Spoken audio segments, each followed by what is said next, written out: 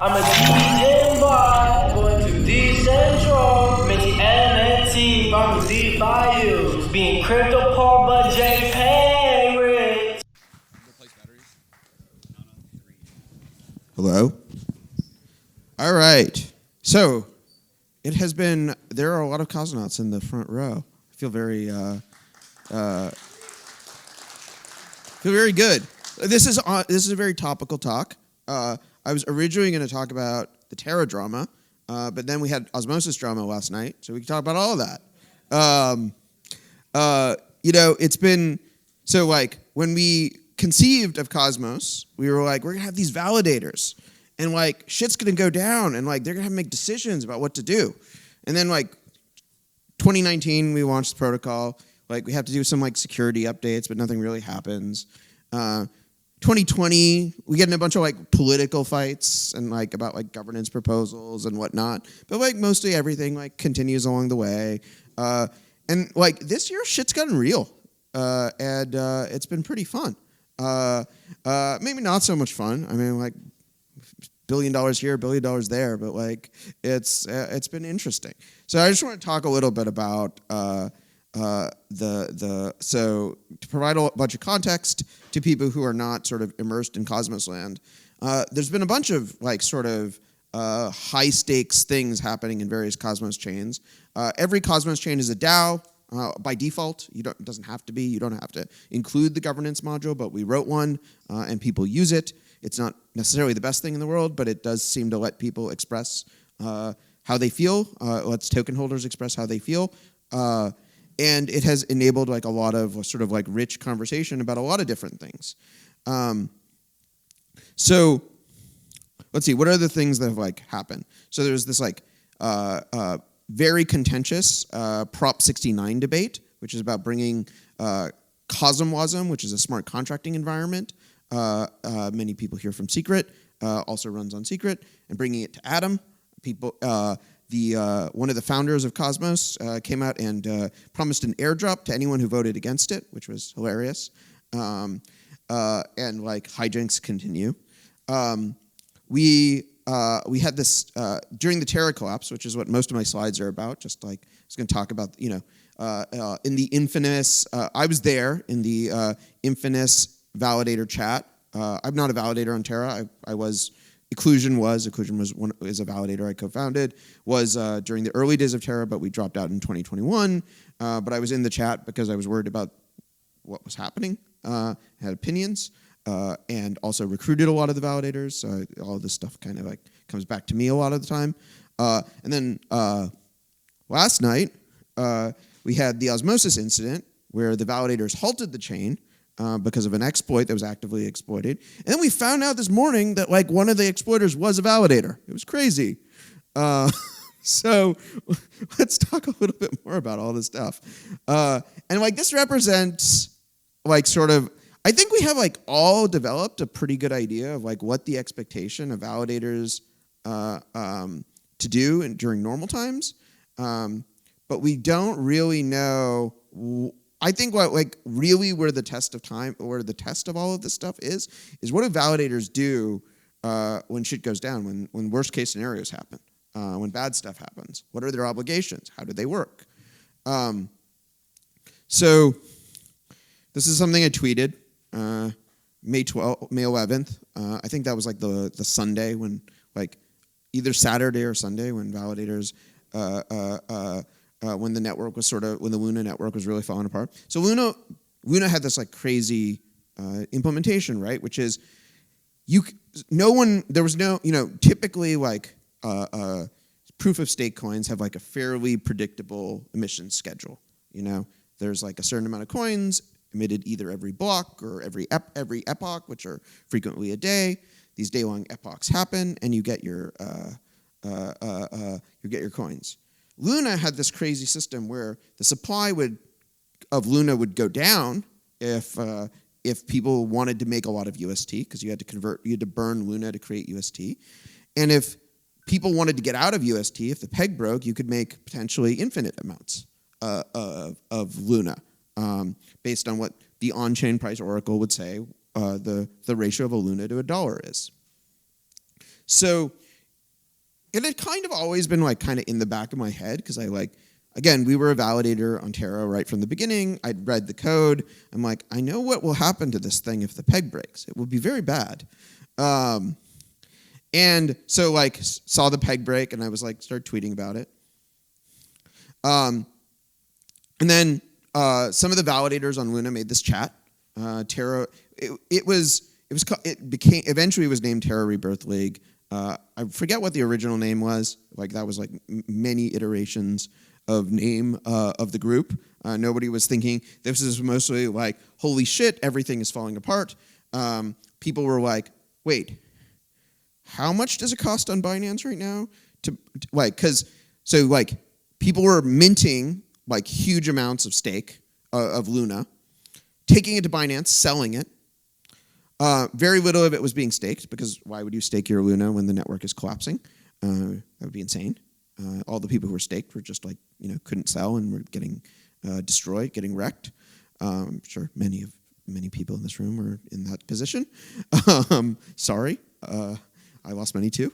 Did not think it was. I did not think Luna was going to collapse. That weekend. But you had this thing, right? Where so like all this Luna is being printed, and pretty soon the amount of Luna that's on Binance is like orders of magnitude before 100, 10x, 100x what is staked, and you could just buy on Binance enough. And if you bought Binance and stake it, you'd just be like become 100% of the network. It was really easy. It was the first time anything like this has happened. So now validators, like, I was tweeting about it. I think Sunny was like messaging people. We were like, this is a problem. Like, what could go wrong? So what could go wrong? The validator could have, so Terra had a lot of funds bridged over from Ethereum, Solana, over Wormhole, over IBC, there could have been a lot of an enormous amount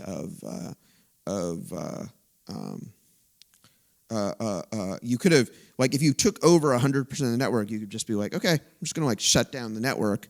Now, we could have forked, it would have been a thing, but like, there definitely seemed to be an obligation to be like, let's not allow someone to like, for a few $100,000, buy enough Luna on Binance and stake it and then start ransoming everyone. That seems like a bad thing. Definitely a first of its kind. The other thing is that IBC makes these assumptions about how the validator set will work, that there will be a secure validator set, and that if you have 2/3 of the validator set are willing to forge IBC packets, you can do things like mint infinite UST on osmosis, drain the pools, this kind of stuff. So there's this whole set of threat models that were like theoretically suddenly became super real. And you could do double spend attacks against exchanges and bridges too if you suddenly became 100% of the network. But that would be the other thing. Like even if the person who took over the network is like everybody thinks he's a good guy, if you have one person who controls all of the network, you're running an exchange or a bridge, suddenly how do you interoperate with this network safely? So a lot of concerns, a lot of bad things that could happen. And now you get into this question of what should validators do? So I think during normal times, we've sort of built a set of validators are rational actors. So what do I mean by rational actors? They can extract MEV. They can they can play all kinds of games to get more delegation. They're just like playing this game that we've all set up. And they have a duty to the consensus of token holders, stakeholders, users, right? So like governance proposal passes that we're going to change the rules. Validators feel some obligation to follow it. And this is sort of become this sort of norm of what validators do. Validators are rational actors. But I think a lot of validators feel a lot of people who get into the business of running validators do feel that they have some sort of obligation to the general public. I think that's like a culture. I certainly feel that way in running in running our validator. Part of the reason why we dropped out of Terra, we were concerned. And validators feel this way. But how does that manifest? So, one of the things that has been sort of criticized about Cosmos is, these chains stop when there are imminent disasters. I don't know. I think this is a good thing. It seems kind of a better sort of things to do than like have the whole thing run off a cliff. So, Terra, the validators, halted the network and changed the consensus rules. Osmosis, the validators, halted the network and are, this bug is being fixed and what, and what to do about sort of the state of the economics is being figured out. But, we have this whole, this whole mantra that came from Tendermint, right? Which is safety over liveness. We will choose to build a system in which we will keep people safe. We will build consistent systems. And the whole dream of Cosmos is, well, Osmosis can go down, but Secret is fine, Juno is fine, the world, the Cosmos, Evmos, all these other networks are continuing to hum along. IBC is continuing to hum along. We built a system that is resilient in the face of disasters that are happening. And we should expect validators to exercise discretion. But I think one of the other pieces that's pretty interesting about this whole thing is I've seen a lot of evidence on Twitter. I don't have any sense of whether or not this evidence is true, but it seems like it makes sense. That definitely there were people who were in that Terra chat who were trading against, who were trading based on the knowledge, the information, the coordination the validators were doing. So validators have to coordinate to do these things. Like that's the whole idea of a decentralized network.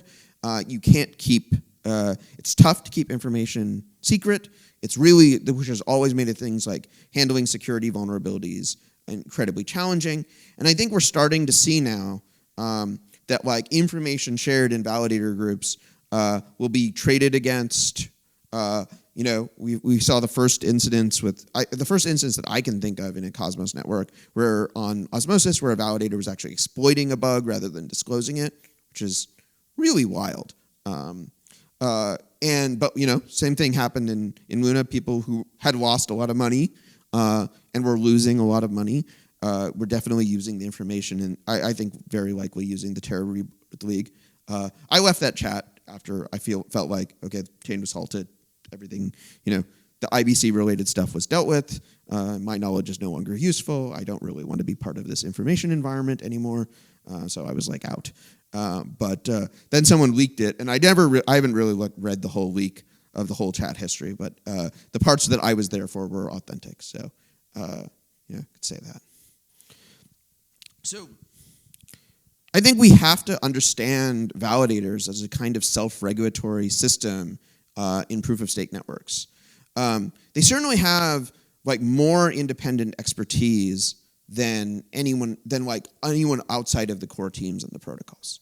I think you see this with Osmosis, which like you see like a lot of community members did a really good, it was like the forensics that like I was doing like at like 2 a.m. last night were pretty quickly on Twitter, like, a few hours later about like what accounts were involved and what exploits were going on. So validators have a lot of independent expertise. Probably validators were the most familiar with what could go wrong. And so they are a kind of self-regulatory body, and we probably have to think about them more this way, and it would be great if we start to institutionalize this in some way. They have a capability to intervene. They can halt the chain. They can decide to run different software. They can change the rules. And the Terra catastrophe is the first time we've ever really seen this in the wild. The Terra catastrophe, like again, it wasn't a security bug. It was just a design that was incredibly poorly thought through, where the like sort of black swan event had like all kinds of catastrophic, and validators decided to change the rules. And I think, no one else had to, like, people didn't have to process those software updates. Exchanges didn't have to continue to connect to the new network. They could have gone with a halted network. No one was forcing anyone to do anything. But validators clearly had a lot of power. If you go back and read that chat, you see that validators are kind of dragging TFL, cricking and screaming into the future. So when I design, in designing the Sommelier protocol, in designing Somm, these are the principles that we have put in place. We've kind of carefully aligned the interests of Somm holders and Cellar users. We've carefully selected validators. It will increasingly become more and more permissionless, but we're trying to build a culture of validators because in Somm, there are definitely going to be a lot of actors who can do bad things to users. There are going to be strategists that can trade against them. There are going to be buggy sellers that lose users' funds. Didn't go too much detail about Milian, but I have other talks. People can find them online. We are launching soon, but we haven't launched yet because we don't want to establish the precedent of launching a Cellar without comprehensive security audits. Precedents really matter. So that would be kind of the conclusion of my talk. But it's been honestly very exciting to see all of these things that we've contemplated and thought about and ran scenarios play out in the real world in the last few weeks. It's been a wild time in Cosmos. It does seem to be more or less working as expected. Bugs are to be expected. Crazy financial systems that people build that then blow up are to be expected. We got to build systems that will keep trucking along in that environment. And Cosmos continues. Thank you very much.